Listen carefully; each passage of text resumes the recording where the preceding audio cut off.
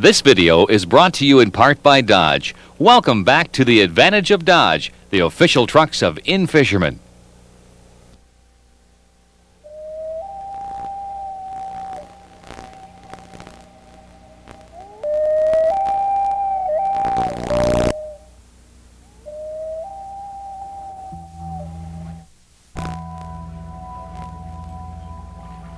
Reading water. That's how veteran anglers describe the process of learning a lake. There's more to it than just finding drop-offs or structure. It's actually getting the feel or pulse of the environment and determining the options fish have at that time of year. Electronic aids like depth finders, graphs, or LCDs help you to quickly familiarize yourself with the general depth of a lake, the major underwater structures, and the depth of the primary and secondary drop-offs. From there, a sharp angler proceeds even farther. He'll notice the water clarity and depth and types of weed growths. He'll look for unique underwater spots like rocky points or humps, and eventually find the distinct spot-on-a-spot areas that attract fish. Yes, it's attention to detail that pays off. It comes with experience. Veteran anglers can quickly determine the pulse of a lake and predict the kinds of areas different fish species might use at that time of year. Then it's a matter of looking, checking, spotting game fish or bait fish with your depth finder, fishing for them, and finally, getting them to bite. Reading the water is a process. To learn how to do it effectively, let's join Al and Ron Lindner on the water for some of the fine points of interpreting the underwater environment to zero in on fish. Oh, another good one, Ron. Oh, another good. Big here. Get over between those. Baby. You know, they're... Boy, that water's cold.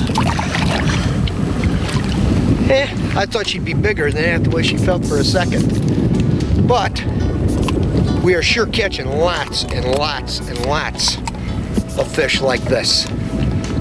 We'll get a good one, there's no question about that. Hey, you know, folks, to catch fish like this with any kind of consistency, you need to understand what we refer to as reading water fast.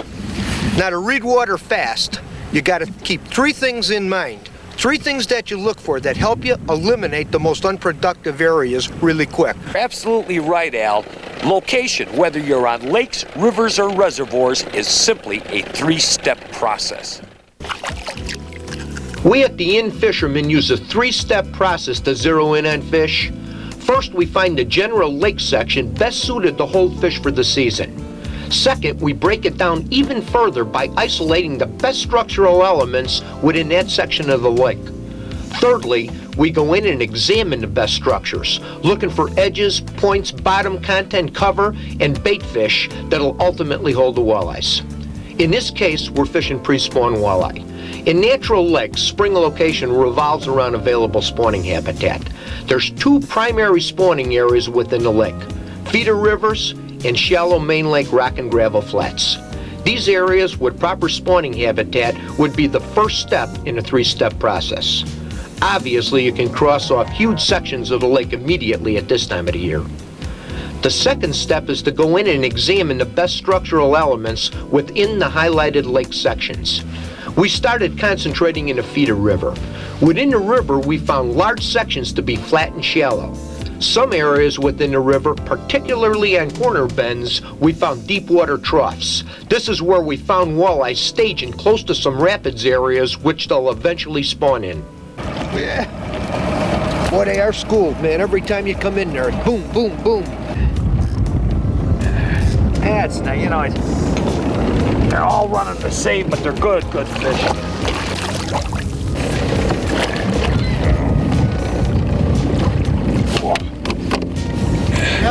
No, I'm fine, Al. Okay, Al, we've got a general location on these fish. What's the next step in really getting down on it where we can know that not only can we catch some fish, but get on the better fish up in this group? What we're doing, folks, we're fishing pre-spawn walleyes in about a 45-mile stretch of river. These fish are migrating out of a big lake. Now, most of the fish we found have been within 3 or 4 miles of the main spawning area. In this case, it's miles of rapids. Some cases it could be a dam. We're concentrating right now in the holes, the trough areas that these fish are migrating in. When fish migrate on a run, there's one run like that. Look at that, boy, did she hammer that thing. When they migrate in a run like that, they come in big schools. They come over these flats and hit these holes like this and then hold up for a little while. Oh, broke her line off. And then they hold up for a little while, then move over the next flat again. The head of these holes and the tail outs are where most of the fish have been. Man, I hooked her good. The head and the tail out is where most of the fish have been. We move up to the head of it and we slip drift back and forth. We just quarter through the hole until we get to the tail out again. Kick up the motor, go all the way back up and come and do it again. There's probably 15, 20 boats in here doing the same thing. There's 5, 6 troughs like this in this area before we get up to the rapids where the fish will be at a little later, where they're actually going to spawn. Let's move back up, Ren.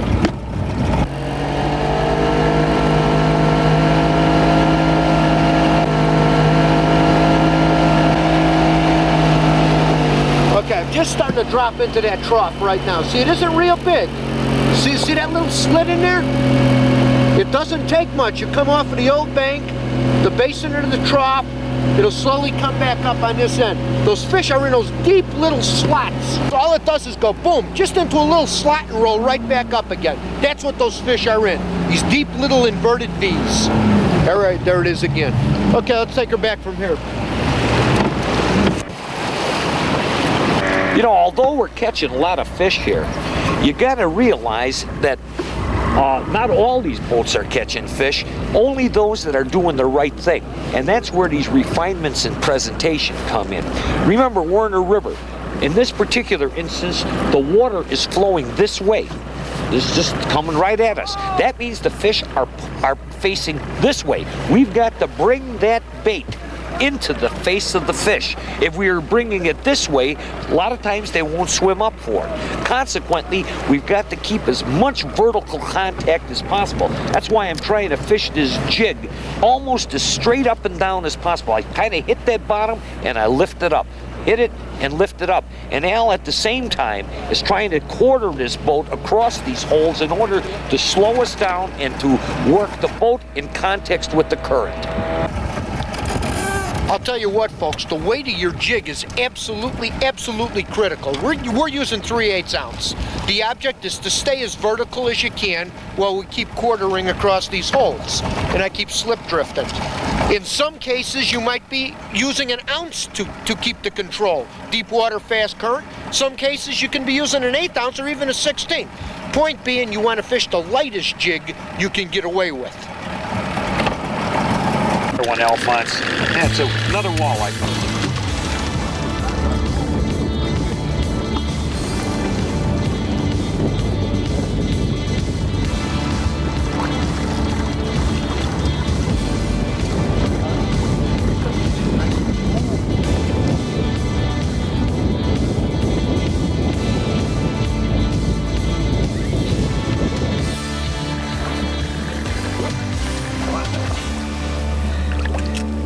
See, Al, hand me the net. You net an occasional one. That's worth net. He's worth net. I'm too busy pouring my coffee.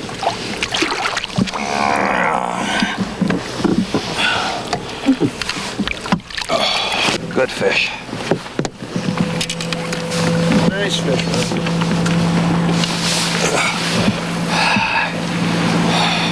I go down to this trolling motor, I can put a little bit slow. You know, we're putting all these fish back out. You know, what we do teach selective harvest. And, you know, selective harvest, you know, some of these walleyes are for eating. You know, at the end here, some of these shortcakes, we might just take home or something. And let that big boy go. After spawning, walleye location becomes a little more complex.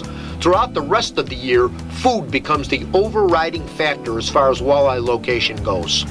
A variety of different areas will hold perch, shiners, insects, ciscos, or crayfish, and these make up the bulk of the walleye's diet.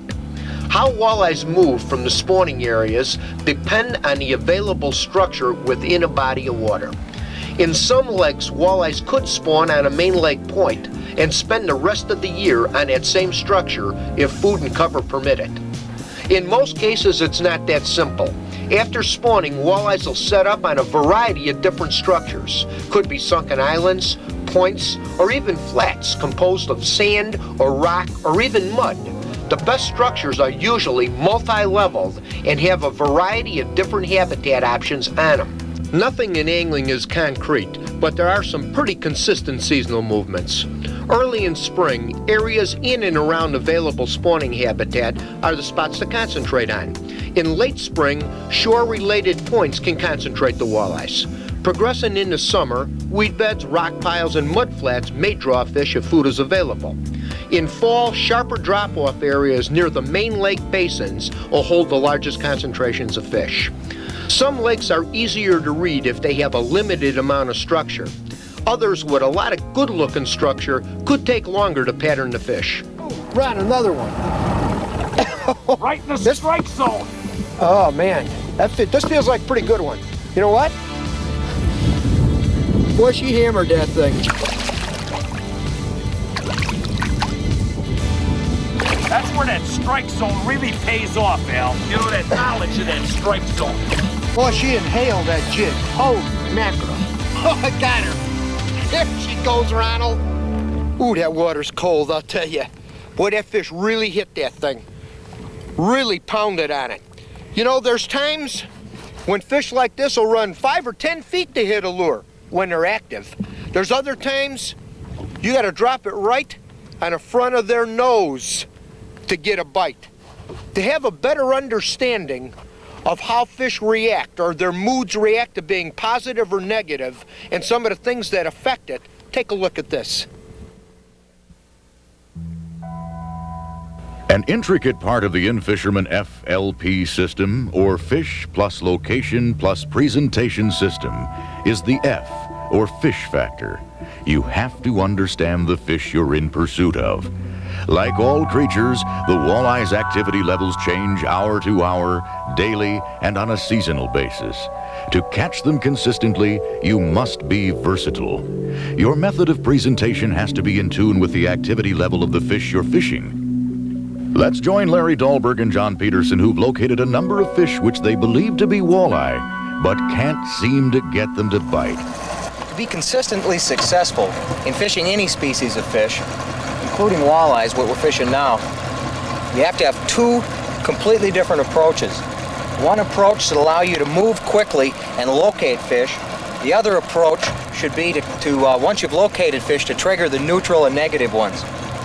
The first thing you want to always try, unless you know where the fish are exactly, is an approach to find the active fish. Always search for active fish. And that's what we're doing now. I'm power trolling a spinner here. I'm fishing with John Peterson, and we're power trolling spinners down this sandy break line. Power trolling spinners is only one method for finding active walleyes in a hurry. There's lots of other methods, and here's just a few of them. In addition to power trolling spinners for aggressive walleyes, trolling or casting minnow and crankbaits is also extremely effective. Snap jigging, a method in which you quickly troll heavy jigs with a snapping retrieve, is another technique to cover a lot of water for active biters. A little heavier line will allow you to...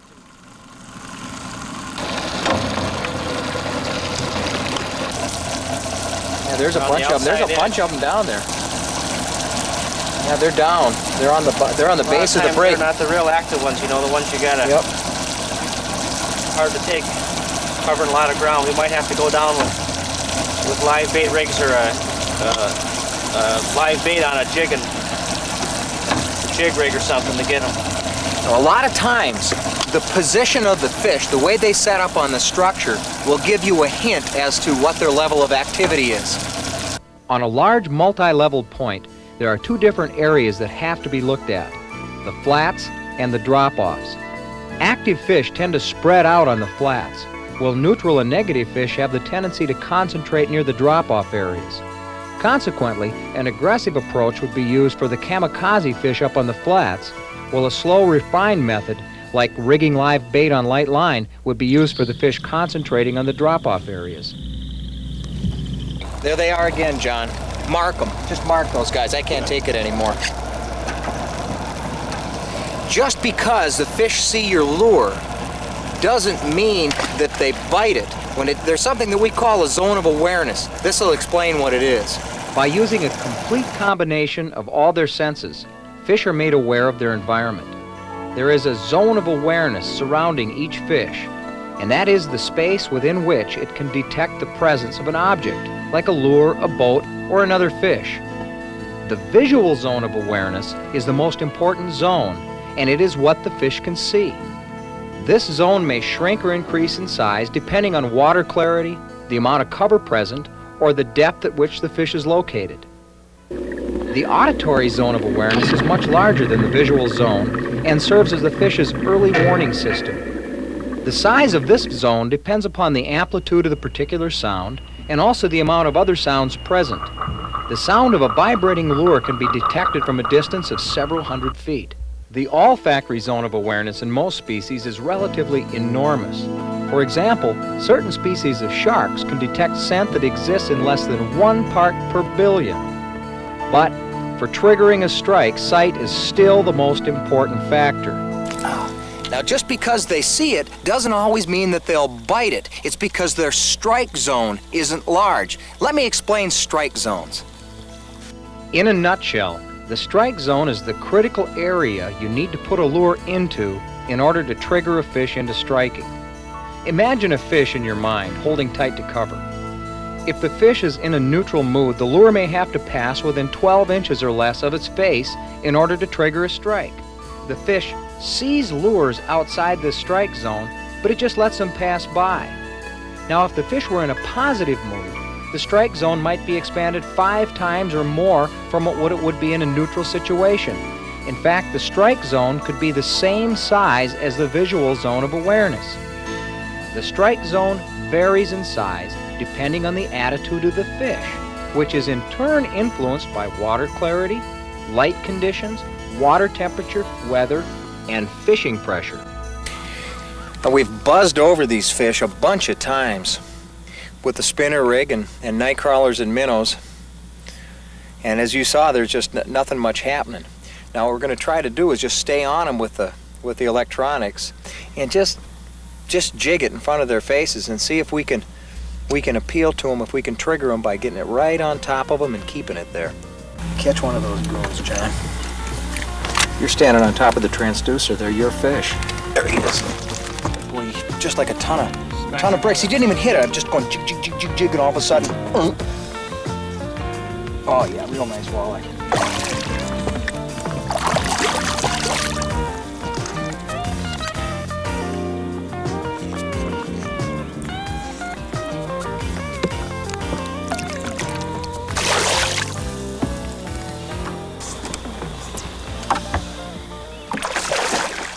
Easy, Mr. Walleye, I'm just gonna unhook you. How about that hook out, John? Here you go, coming at you here. Thanks. Like he ate it pretty good, that one. Yeah, he did. He didn't really attack it. He was just sort of there, you know, just whoop, just as I was starting to lift. It was just vertical, right below the boat. Right, absolutely. I saw him on the screen there and just sat here and just jiggled it. You know, something else that's key is sometimes you lift it and drop it, but not a bad walleye. I'll take these all day long. Oh. Anchor, John?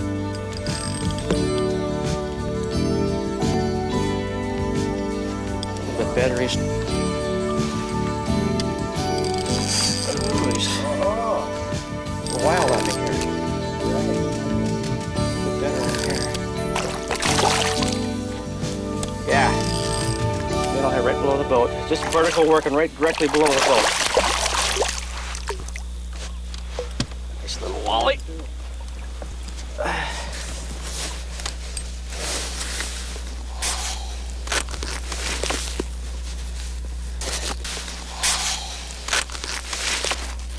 It's a nice fish. Let her go here. Yeah. Oh, there they are. Look at this.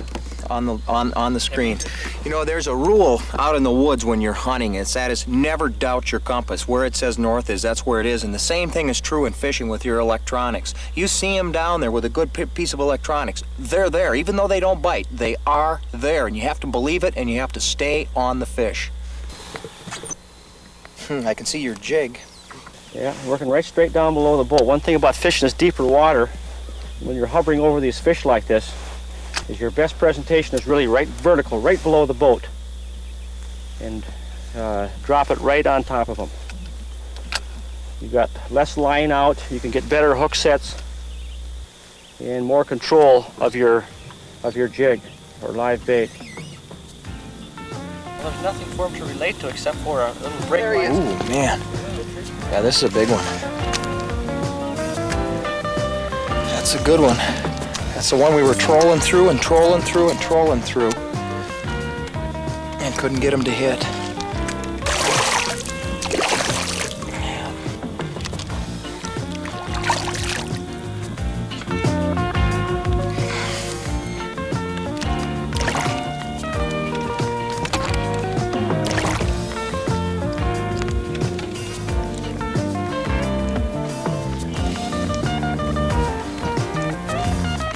I'll just pick her up. We're gonna release her. I don't want to rip her fins all to shreds.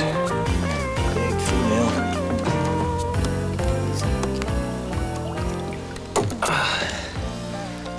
Nice walleye. Really a nice one. Well, that is exactly what we were talking about. We were talking about strike zones. We trolled through this fish. We spotted it on the scope. You troll and you troll and you troll. No dice, and then you get the vertical presentation right over the top of them and just move so slow with nice active live bait, and they bite it. And that's what this whole strike zone business is all about, and the better you understand it, the more fish you're going to catch. Put her back in the lake.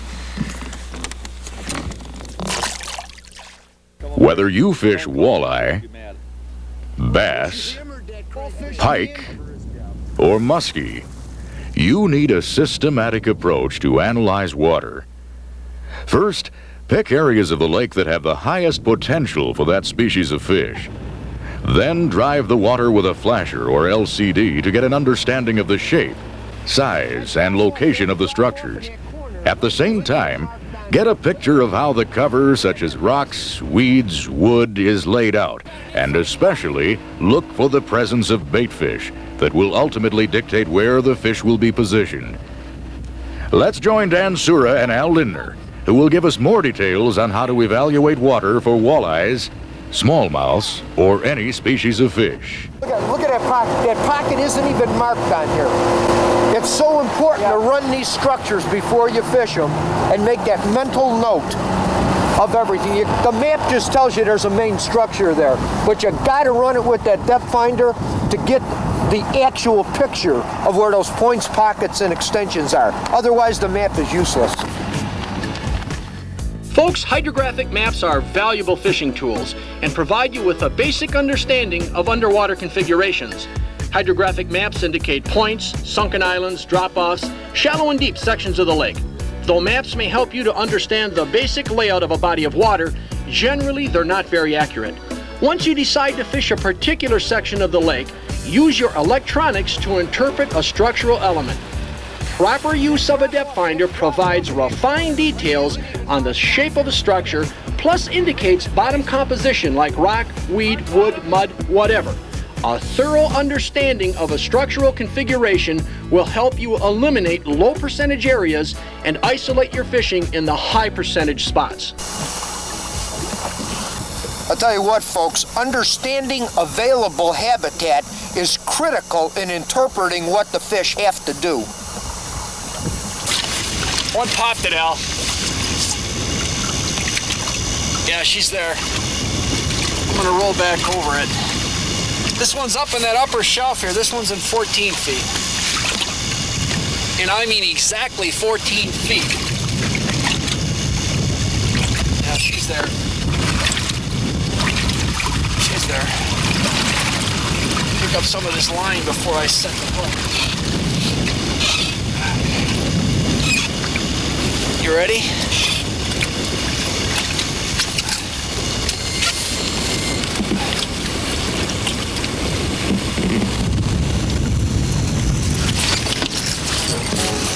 This one's...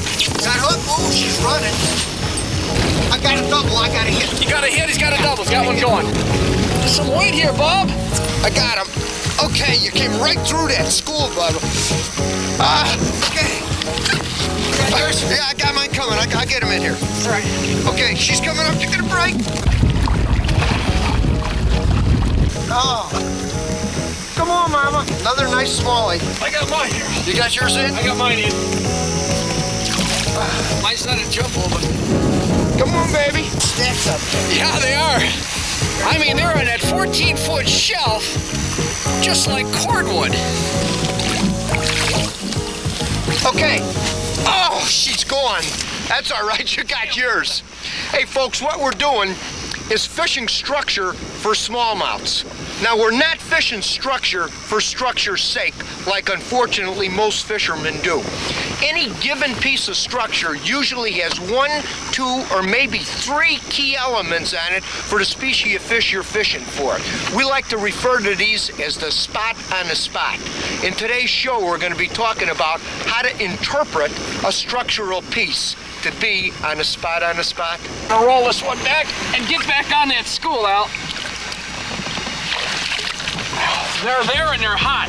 Fish catching means quickly eliminating low percentage areas and concentrating on high percentage spots. Look at the point indicated on this hydrographic map. Now, after a close examination with a locator, it looks different. First, the overall shape of the bar isn't correct. The inside corner swings considerably farther in. Weed patches are spread across the top of the bar. There's a rock pile forming a small secondary point near the tip. The sharp inside corner is surrounded by weeds. Plus, there is a 35-foot rock shelf on the end of the point. None of these spots are indicated on this map. The smallmouth we're fishing today are concentrated on a narrow 14-foot flat between the weed bed and the rock pile. Now, if present, northern pike might be concentrated in the weed trough, while walleyes could be holding on the secondary 35-foot rock shelf. No matter what species you're fishing, largemouth, smallmouth, northern pike, walleye, the spot on a spot always concentrates fish. So, run a structure and get a clear picture of the available structural details before you begin fishing. We're back on that 14-foot lip, Al, right exactly where they live. You know, after you've determined where the spot on the spots are going to be, you've got to run these structural elements to find those spots. And when you do, your boat control often determines how successful you're going to be. It's the beginning of the rocks. You can just begin to feel it with your sinker. You pick it up and set it down. A little bit of a transition, and then boom, we're up in the rocks and gravel. This is where the smallies live. All right, baby. The way they've been munching on that dude, I am gonna tail hook him again, so I don't have to wait. As slow as you're going, I can do this with ease. We're sitting on these points. I can break free, kind of like a quick strike rig. Oh, come on, baby. I gotta break them scales out a little bit. There. You little morsel. You just get down there and get him out. You're in trouble, sir. I'm gonna get a horse on this. I don't know. We'll just see. Here he is. There he is. Got him, Al. Yeah. Coming up. Smallie. A good one.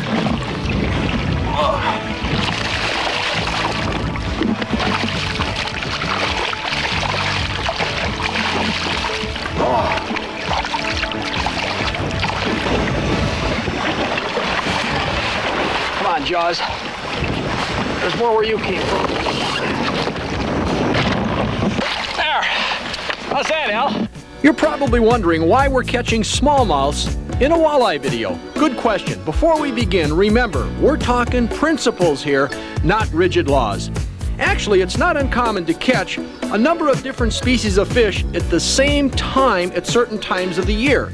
For example, if a spot fulfills the seasonal needs of walleyes and smallmouths, both might use it simultaneously. However, their exact position and how they relate to the structural element might vary.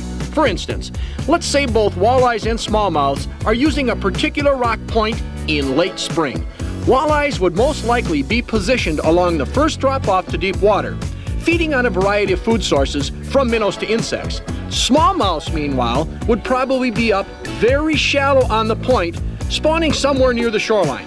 Now contrast this behavior with their location in early fall. Most of the walleyes would probably drop down to the base of the drop-off in 35 feet of water, or they would feed on perch minnows or possibly even ciscos moving toward the shallows to spawn. At the same time, most of the smallmouths would concentrate near the same drop-off area where the walleyes were in late spring. The two species might intermingle a bit, but by and large they are separated according to their own basic needs and the available food and habitat. As you can see, understanding the seasonal requirements of different species of fish is essential for success. Don't just fish structure for structure's sake. An area must be seasonally appropriate and provide suitable food and habitat to attract fish at any time of the year. A beautiful 40-foot rocky hump wouldn't attract pre-spawn walleyes in spring, yet in fall it could be the best spot in the lake. You know, folks, understanding the water you're fishing is really key to success. Take the time to learn the environment, find the options that are available to the fish, fish them slowly and carefully, and you'll get fish like this. I guarantee it. Put you back. More stuff. You know, it seems like you can never have too much stuff. The more equipment you've got, the more options you've got. One of the keys to being successful, no matter what species you fish, is to understand that fish use different options, and you need to be rigged up to take advantage of those things. Let me show you what I mean. Let's take a look at this map. Now, this is a pretty typical walleye lake. Throughout the course of a season, the population of walleyes in a single given lake could use 10 or 15 or even more distinctly different areas. Generally, in springtime, they're going to be concentrated shallow. But they could be up in a feeder river, or they could be already out on shallow main lake rock or gravel flats. It just depends. Now, in later spring, shallow, shore-related points are definitely going to hold a number of fish. As the season progresses into summer, the fish are going to be moving into weed beds, rock bars, mud flats. They could all draw fish if food is available. Now, later in fall, sharper drop-off areas near the main lake basin, like this or like this, would hold the largest concentrations of walleyes. The whole point is there's lots of different options, and as a result of that, the fish might be doing several different things all at the same time, no matter what the season is. Let's go out and exercise some of those options. Fish on, Larry. Oh, he's a decent one. Yes, he is.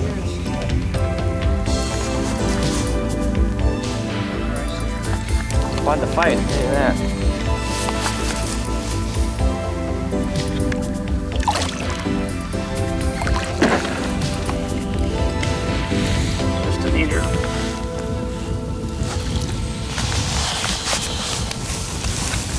Nice Canadian walleye, though. Obviously, rocks are prime walleye locations in any body of water that you fish.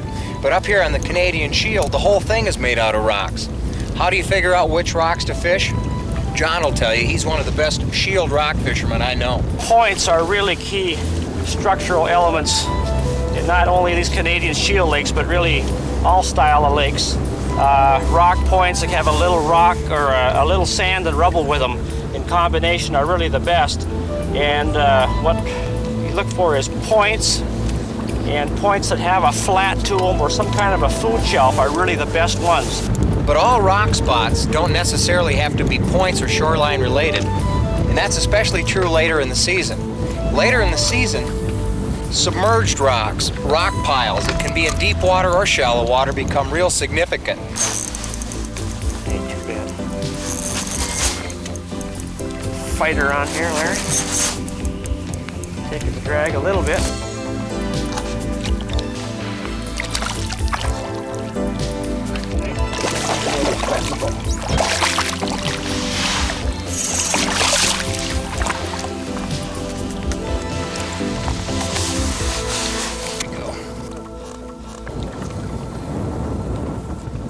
Nothing is more difficult than jigging in the wind. The slack line that the wind creates makes it almost impossible to feel your jig. What John and I are doing here, and something that works anywhere that you've got walleye spread out on shallow water, is a technique called snap jigging. All you have to do is flip out maybe 40, 50 feet of line, 30 feet of line, depending on the weight of the jig. You need just enough line out so the jig will tick off the bottom. And then, with your finger on the line, let it settle back, the jig hits the bottom, snap her back up, settle it back down on a tight line, and then snap it back just when the jig hits the bottom, pick it up again. And it's a good way to cover water because you can move along at a pretty good clip and you pick up the aggressive walleyes. Rather than sitting on a bunch of them, what we're doing is looking for an aggressive one. Larry, let's head out up the lake there a ways and check out some of those sand points that got some wood on them. A lot of times they're very good locational areas also. Another little gasper goo here on the rock. Look at this. There's musky bait. Well, we've had enough of this rock. Let's go check out some sand. In most lakes, fish have many different habitat and forage options.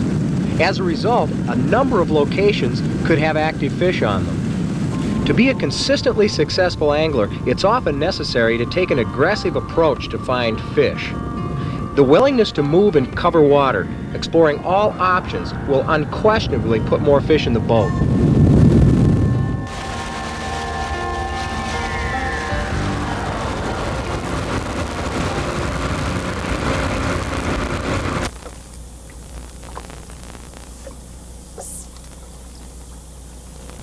He's got him.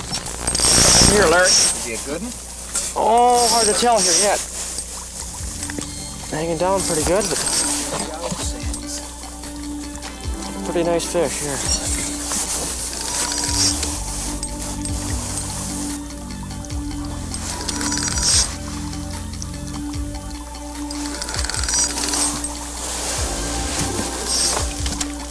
Definitely a better fish.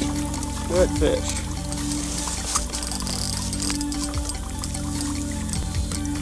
Yeah, that's a nice walleye. Nice walleye, 4 or 5 pounds or so. Nice. That's a nice fish.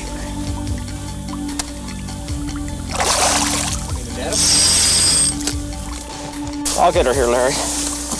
Got her pretty well pooped out.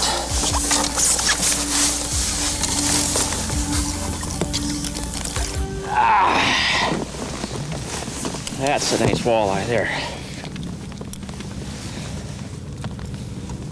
That jig right down the hatch. Now you're talking. That's one we're after. Darn right, that's a good one there. That's what we're after for fun. Well, we'll let her go back. Oh, yeah.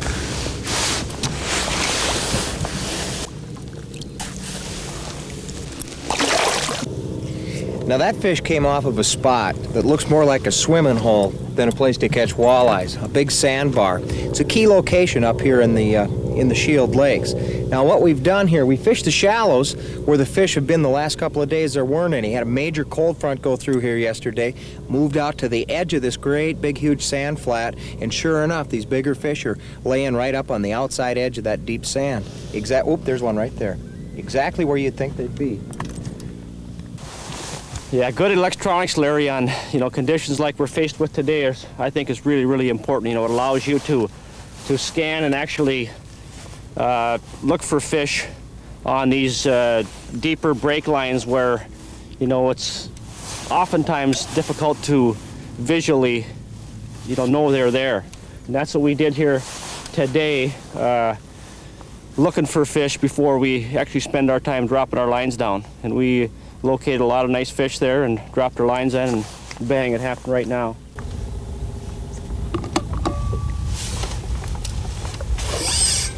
Right on the net. Right. Guys? Yeah, nice fish. Hold me back here a second. She is right there. Hanging down. You got one too? Yep. Still hanging down a little bit deeper here. Ah, nice stocky little guy. Right out on the tip. Yeah, sure are. I don't know why you're catching all the big ones. You know, a lot of times cold fronts will drive a fisherman crazy, but actually if you can read it right, they'll concentrate the fish and they can be easier to find during a cold front than they are during a period when they're more active. They concentrate in very specific, definable places, just like the end of this little sand point.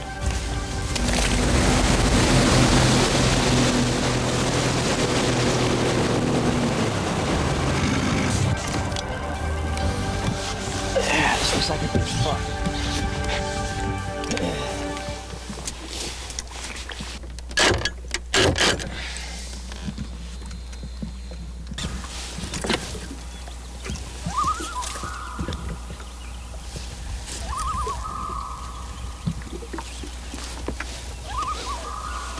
Beautiful spot in here, isn't it? Little narrows, some wood on a sandbar, little channel running in between them. Key locational area here, you know, not only for walleyes, but also for, you know, northerns and other game species as well. Ooh!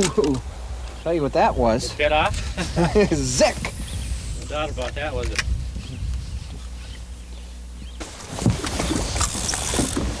One thing you do not ever do, and that's go to Canada without old Mr. Twister. You want a big selection of real bright colors, especially when you're in this tannic acid water. And you want to marry them up with real bright colored ball head jigs like this with real soft hooks. If you're running 8-pound line or 10-pound line, you can straighten these hooks out when you get in the stumps. Although it doesn't offer any protection from the northerns. Catch anything on these, lake trout to smallmouth to walleyes to anything. And they're a lot easier to keep alive than minnows.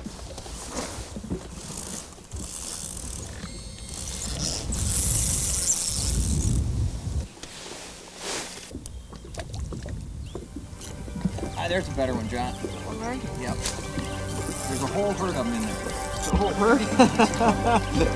That's a little bit better one, John.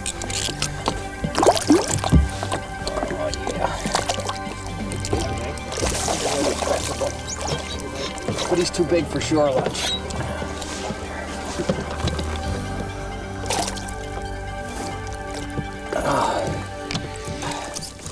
He's not so bad.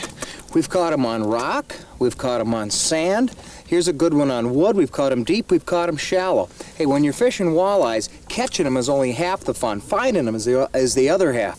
So don't just sit in one spot and beat up on bananas all day. Move around a little bit and double your pleasure.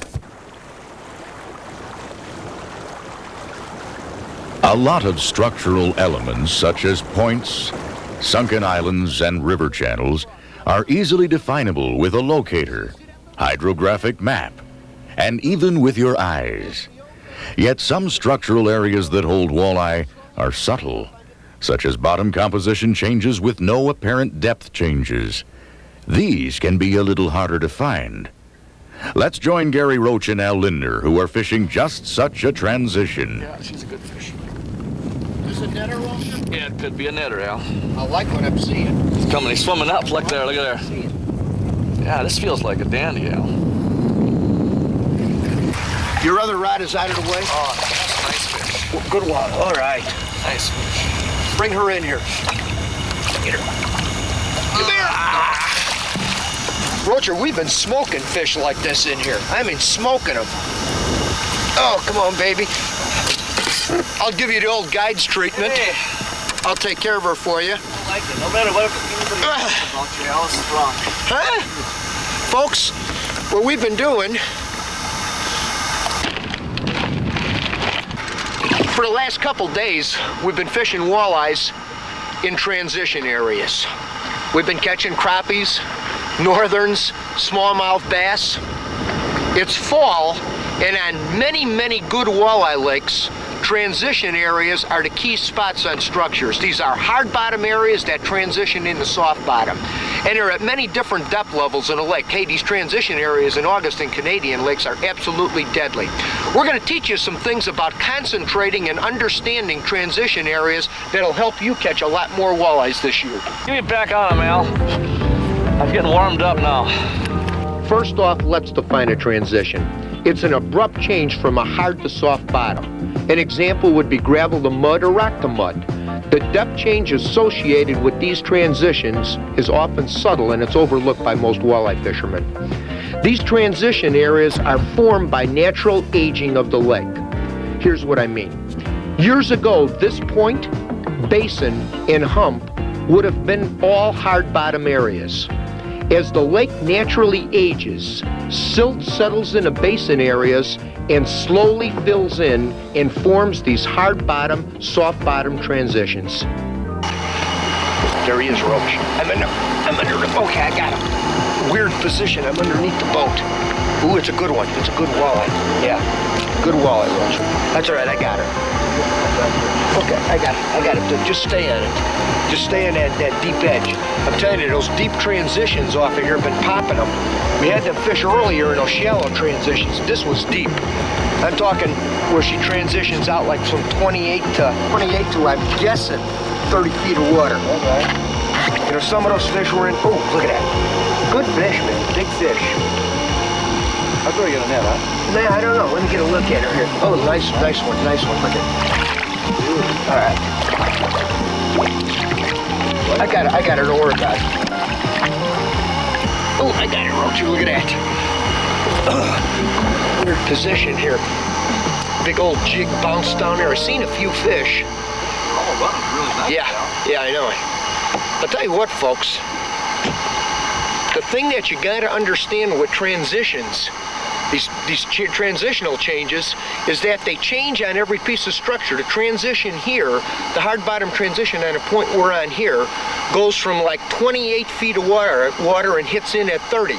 Some transitions further up in a bay, we're catching walleyes in 12 feet of water, where the hard bottom just turns to soft bottom. The key is concentrating on these transition areas. They change on each structure. You want this one to take home with you? All right, here. Yeah, I Got think her? We'll take one of them home, Hal. Okay. Looking at a contour map, you can see these bottom transitions happen at different depths depending on where you're at in any particular body of water. Here in a deep section of the lake, a rock and mud transition occurs at 35 feet. In a shallow section of the same lake, a rock and mud transition is in 12 feet of water. Each area is different and has to be looked at independently. Your LCR, flasher, or paper graph are your eyes to interpret the bottom and the transition changes. Here we're driving over a soft bottom. The reading is dim. As we move over a hard bottom, the signal will get distinctly larger. A second echo reading will appear, which is exactly double your depth.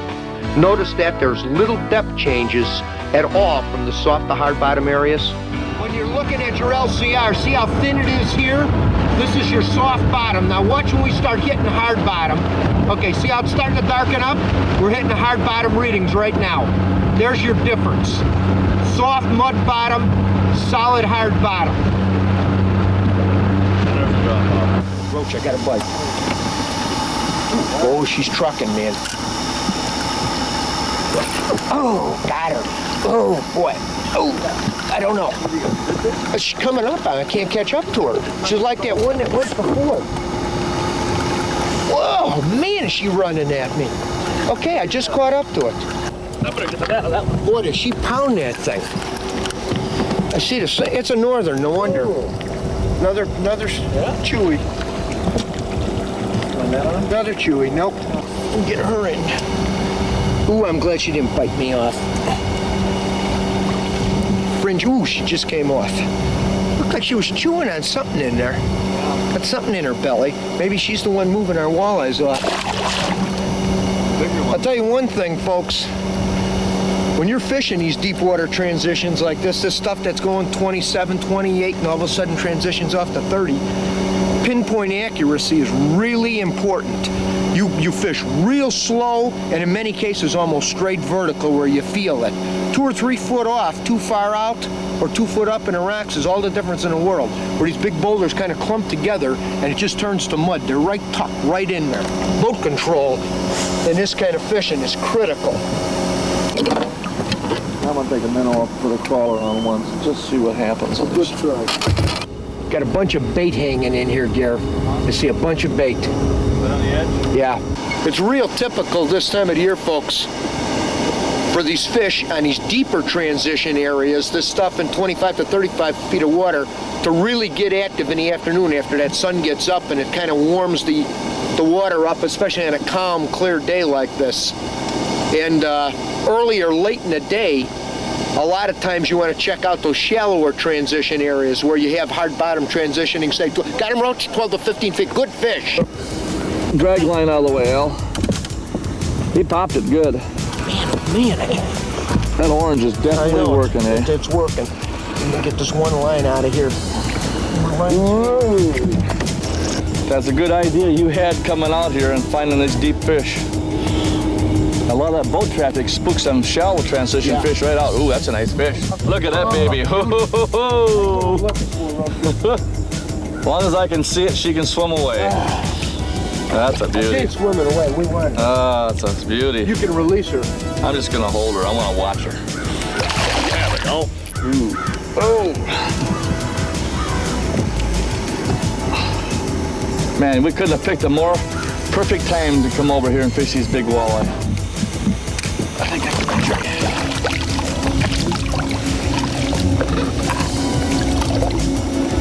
Oh, that's a nice fish, Al. Oh, wow. There, she shook the hook out by herself. I'll tell you what, folks. You fish the transition line between the hard bottom and the soft bottom in the fall of the year, deep or shallow, you can catch beauties just like this. What a great fish. Hey, you know, I change my line a lot, and for good reason. I've learned a long time ago that no one monofilament fishing line will answer all of my fishing situations, even on the same lake at the same time. Let me explain. Let's say I'm fishing walleyes in 25 feet of water on a sand point, and I'm using a live bait rig, and I want to present a nightcrawler or a leech as natural as possible. For this situation, I got one rod rigged up with XL. Let's say that I move from this location and change patterns, and I go to chase some walleyes in the weeds, same lake at the same time.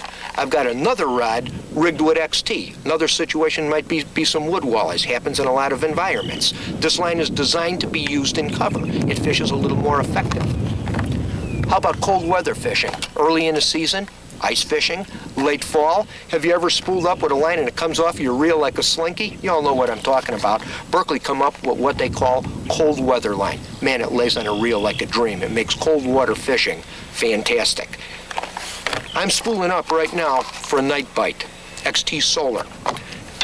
You got a black light in a boat like I've got here, fishing with this kind of line at night makes it simple. Point I want to get across is different lines are designed, made up to do different jobs. It's important that you understand when, where, how, or why. So you have different rods rigged with different lines if you're in a multi-fishing situation. Speaking of catching fish, let's go out and chase some of these night eyes now, huh? That is kind of pretty. I tell you what, middle of the summer comes and people insist on fishing walleyes during the day. Big mistake. Missing some of the prime time action, especially for big fish if you're missing the night action. The two twilight periods focus fishing, but I tell you what, you can catch fish all night long. What we've got going out here tonight, instead of a rock bite, is a weed bite. And Al, you know, you've been fishing this lake a night longer than I have. When it comes to weed bites, what do you think? I'll tell you what, weed fishing is a little bit different than fishing rocks, especially at night. We're fishing some areas that we have weeds grown right to the surface, and when you get in some other areas, there's some dishpan holes where you get subsurface weeds, so we're changing presentations. Sometimes we're trolling, sometimes we're casting, moving slowly with a trolling motor, but weeds attract a lot of walleyes. It isn't always rocks or sand at night.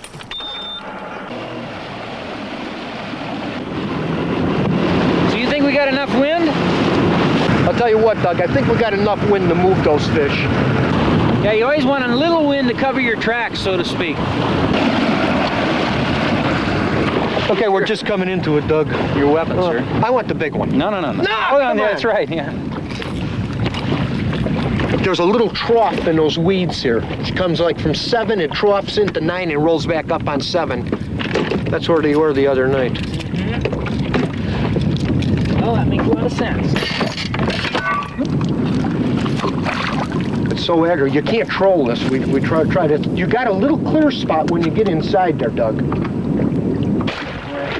our fish. Got him? He didn't hit me that far away again. I'll shoot for a cheap. No, that's not a big fish. Right here. Ah, okay, all right, there she is. Just a little bit. Fun though, I tell you, I love it when the action on that plug stops. Him in. Tell me when they're gonna get one of them, then I got a net for you. Yeah. Do we have a net? Do we have a net? 5 years in a row we fished together at night on this spot, and we've never had a net yet. You know what? You're right. There we go. Okay. Yeah. I've landed 10s by hand before, but never one a year. So there we go. Maybe. Huh? An eater in most cases. 2 pounds, huh? There we go. Doug, are you better off pumping that rod and swimming the bait a little bit, just pumping it, or just a direct retrieve? I'll tell you what, Al, after about 20 years of night fishing, most of it casting, I'm perfectly convinced that a straight retrieve is going to outproduce something that's real erratic. And it's simply a matter of the walleyes, they can see well at night, but not just like they could in the daytime. And if you start jerking the bait, moving it around, they start missing the bait. It's one of the reasons you also want to go to a bigger bait. Most people think they're gonna fish a number 7, but we're fishing 13s, and of course you've got that 18 on. There's less margin for error there in a big bait when the fish strikes the bait.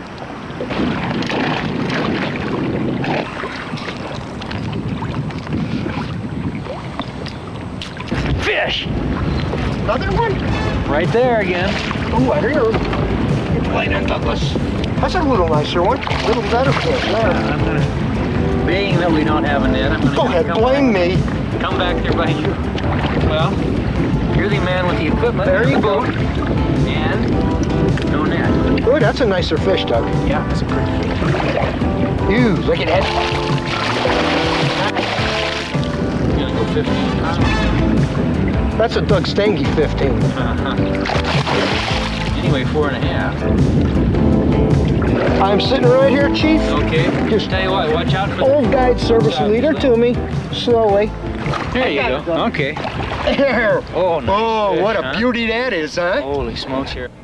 Looking at a contour map, the high percentage areas are holes, humps, troughs, tips of points, and inside corners within a given weed bed.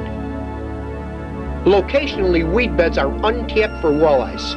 Once night falls, bait fish and walleyes suspend. The walleyes are taking advantage of the easy pickings.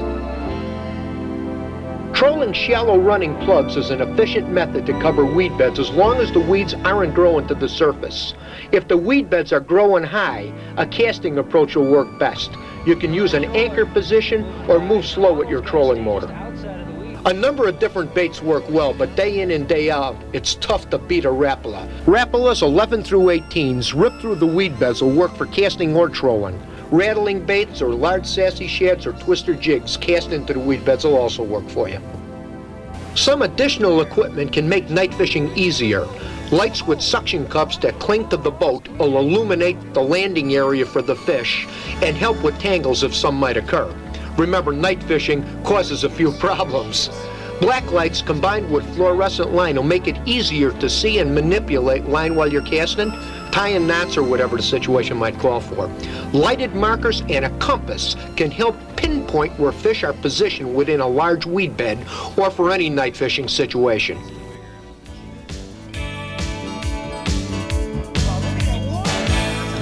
That's the best fish of the night so far.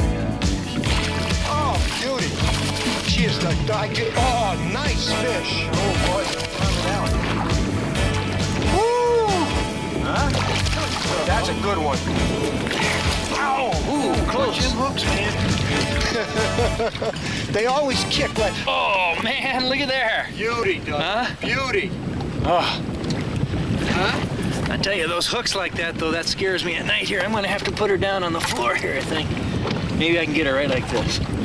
There we go. Oh, yeah, I got a good hold. Tell you what, can you reach me that plier or so? I'm getting him, Doug. Here. Here you go, Chief. Just that one. There you go. One tough one in there. There. I tell you, those big plugs really do the job. The most amazing thing, though, is, you know, we've been out here for about 4 hours right now, and there's nobody out here. Twilight, there was 50 boats out here trolling the same area. Now everybody's gone home, and the fishing is just going to get better and better. All right, back she goes, right? Go ahead, put her back. Beauty, man. Oh yeah, she's in good shape. Here, let me get that hook.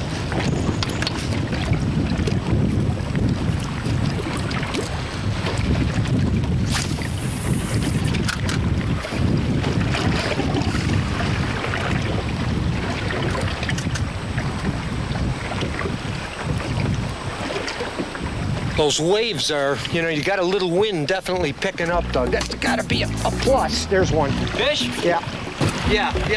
I'll get the light. Feels good, man. Yeah, she's good fish. Cast back towards Oh, look at that. That's a little different. Look at that, Bubba. Oh, yeah, white water. Nice one, too. Nice Come on, fish. baby. Holy smokes. Look at her.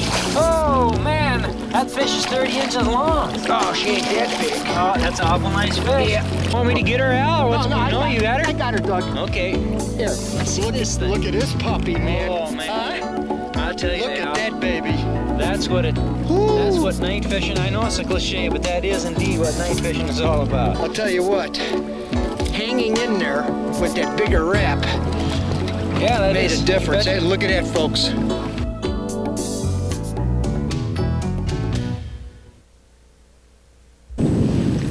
Well, I'll tell you what, we are right smack dab on top of the reef. This ought to be perfect, just perfect. You know, folks, when it comes to locating walleyes consistently, I don't think there's anything more key than the factors that Al and Ron Linder keyed on at the beginning of this video. First of all, you got to find a prime lake area.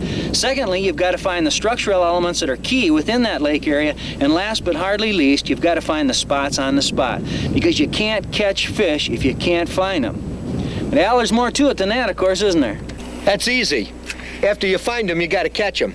You know, there's a lot of people that are fishing fish and not catching fish. And it's for one reason and one reason only. They don't understand how important little things in presentation can be. That's right, little things. And our next video is all about presentation. The fine points of live bait rigging, slip rigs, floating rigs, night crawler harnesses, weight forward spinners, slip bobbers, jigs, jigging spoons, board fishing, minnow baits, crankbaits. You name it, we're going to cover it all and cover it in detail. Because little things make big differences, and presentation is the difference between putting fish in a boat or saying they're not biting. There he is. Where are those walleyes? Have you ever been frustrated trying to catch walleyes? Most anglers have. It's a sad fact that 10% of the walleye fishermen catch 90% of the fish. We're here to change that by offering charter memberships in the In-Fisherman Walleye Insider Society. Your membership will give you access to the same inside information that pros and professional guides take advantage of every day. It's red hot, brand new, cutting-edge information about catching walleyes on the water you fish, delivered directly to you from the country's leading pros, guides, and biologists. The concepts, methods, and lures are so new, you'll actually follow them through the developmental stages. You'll get the no-bones, no-bull, bottom-line scoop on how, when, and where to catch walleyes, guaranteed by the In-Fisherman or your money back.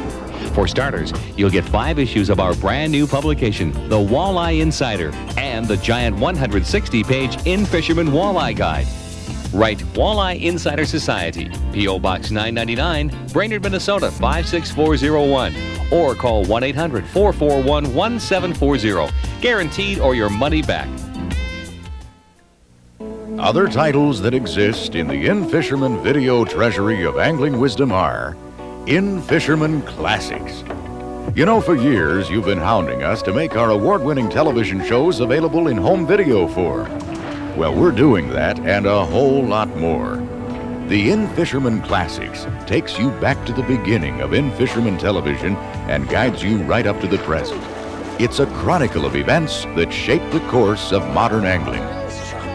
The Tactics and Strategy series consists of the same kind of hard-hitting action and entertainment provided by the award-winning television specials while delivering the most in-depth educational how-to fishing ever laid down on video. These tapes are guaranteed to set the standard by which all others are judged. The Discovery Year series takes a documentary approach, species-specific, providing you with an expanded view of the foundations of modern freshwater fishing: electronics, fish behavior, structure, precision boat control. A comprehensive look at the factors responsible for bringing lures and rigging design into the modern age of angling. Our Travel and Adventure series brings you the whens, wheres, and hows concerning the In-Fisherman's most exciting field trips. It provides you with material both to fuel your wildest dreams and to more confidently plan your trip of a lifetime. For more information, write In-Fisherman Video, Post Office Box 999, Brainerd, Minnesota 56401, or call the In-Fisherman Video Hotline, 1-800-283-2009.